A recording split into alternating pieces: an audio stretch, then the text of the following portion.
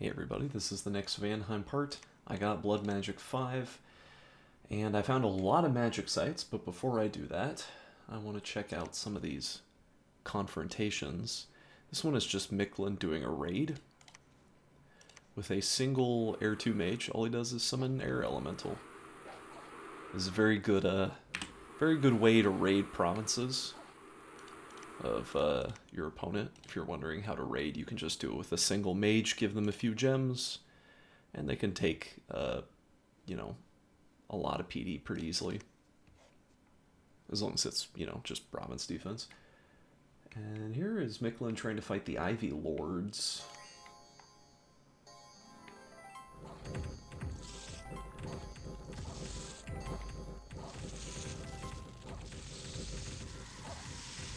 It's a lot of bugs. And unfortunately he can't quite pull it off. Quite a number of casualties there. I don't think this is really much of a battle, but yeah, there's a couple turkeys who are gonna create a lot of bugs. Oh, these are sacreds, aren't they? No? I guess not.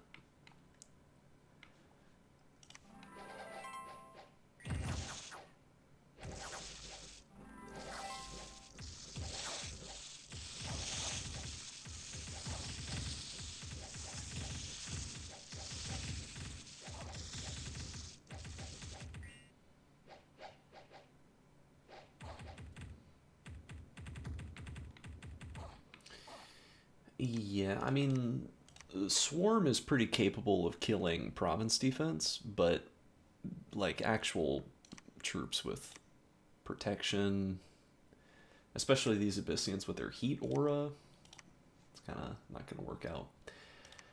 And this is just Agartha attacking Jotunheim in their little fort.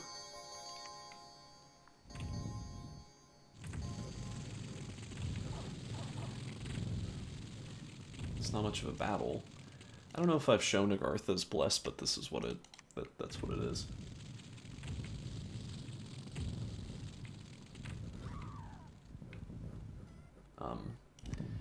Yeah, I mean, Jotunheim does not win.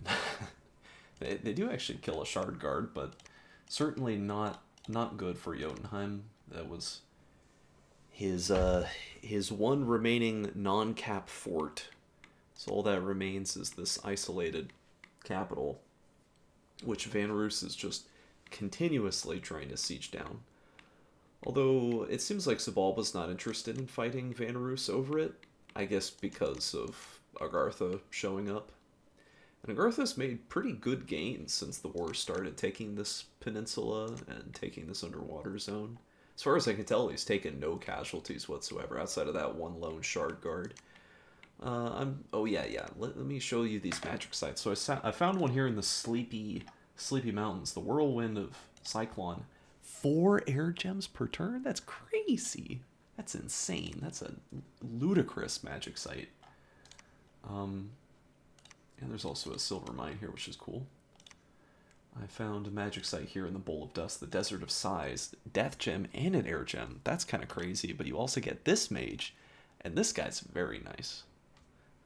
This guy's great. I mean, he can open a lot of magic paths for you.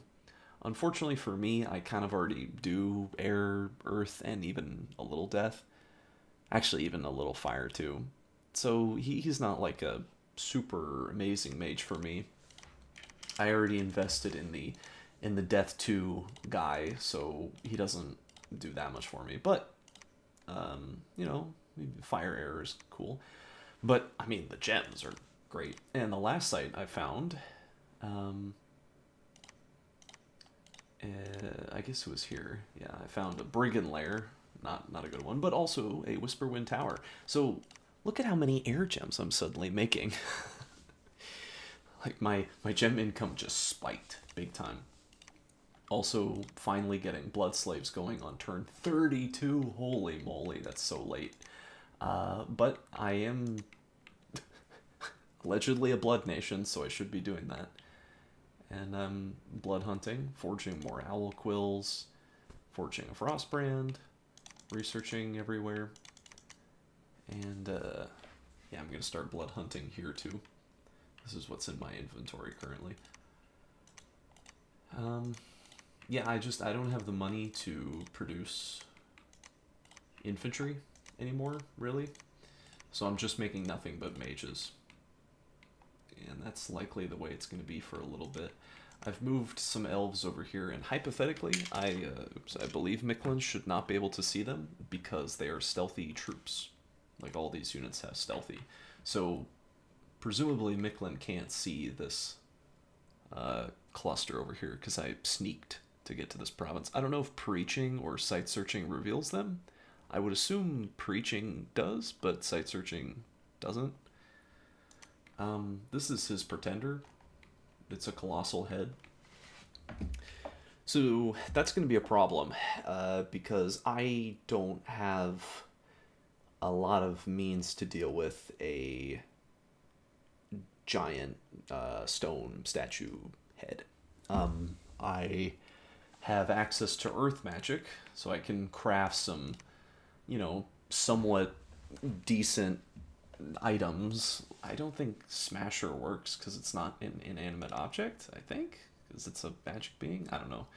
But, I don't have super good stuff. I have some earth swords that could do armor piercing, but this thing's going to have a protection of, I don't know, somewhere between 20 and 30, and it's going to have, 300 HP or something.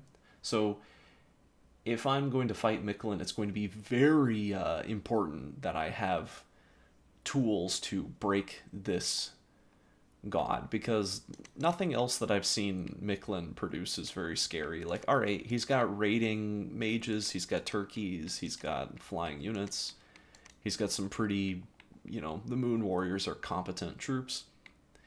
But none of that is really oh, whatever. I can do the same. I can summon air elementals, I can cast storm, or at least I could if I researched conjuration or evocation. But my army's pretty decent. My enchantment magic is good, so I've got some mobility at least, and I've got a little alteration too. But I really have no answer at all for his pretender. I would surround it with elves and poke it with spears and do basically no damage, and it would kill everything around it, so it would be very bad. So that is why I am swapping to go construction 6, so that way I can produce some more high-powered magical items that will assist me in crunching this guy. Yeah, probably the Great Sword of Sharpness would be the best option for just dealing as much damage as possible. Because it's armor piercing, it does a huge amount of damage. It's really, it boosts your attack skill. Coupled with a burning pearl for extra attack skill.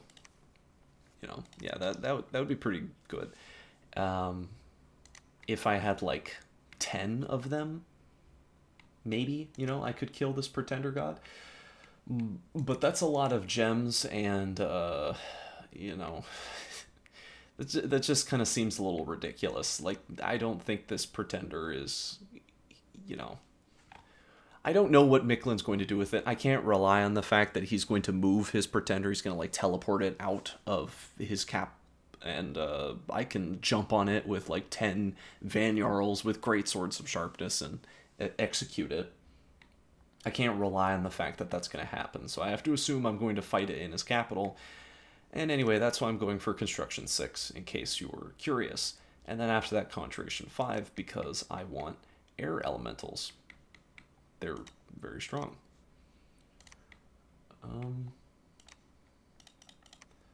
I've got this guy who's now going to be site searching. Kind of lucky, actually, to roll the air on him. I mean, it's completely pointless. I've got air in abundance, but, I guess air nature is a cross path that exists. I don't know what... I don't think I can do anything with that at my current stage, but, it's cool. I got a nature 2 mage over here, And I think I'm, yeah, making more to just site search for more nature. And I'm finally making lizards. Oh yeah, I've got that skull mentor on this guy researching.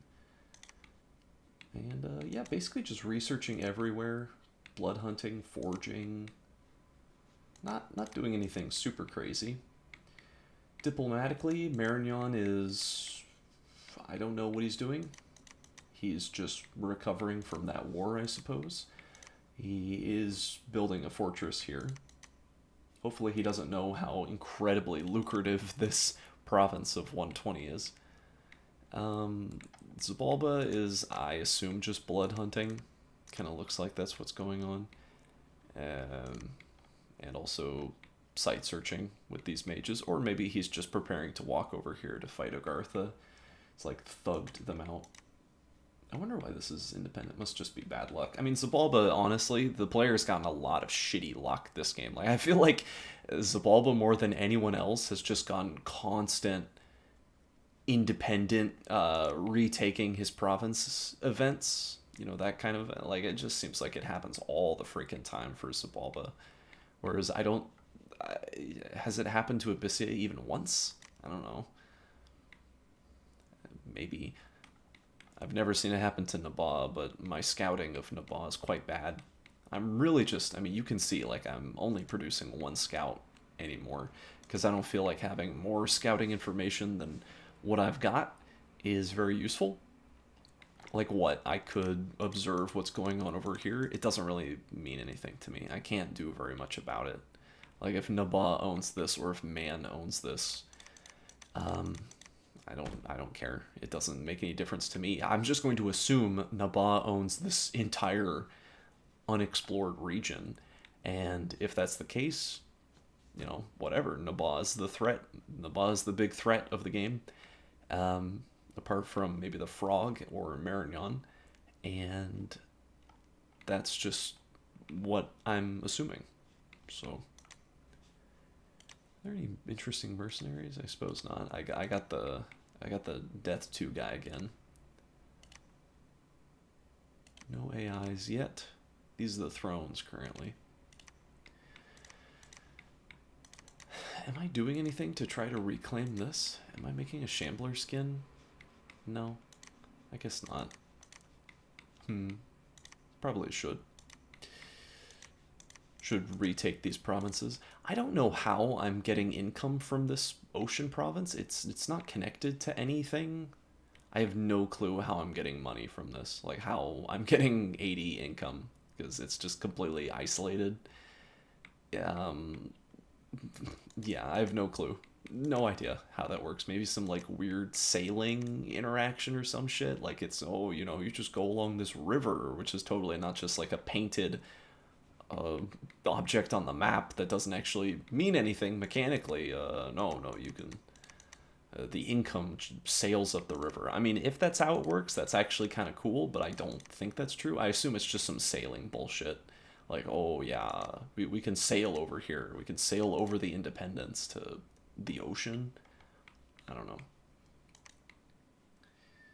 Is there anything more to talk about? Nope, we're done.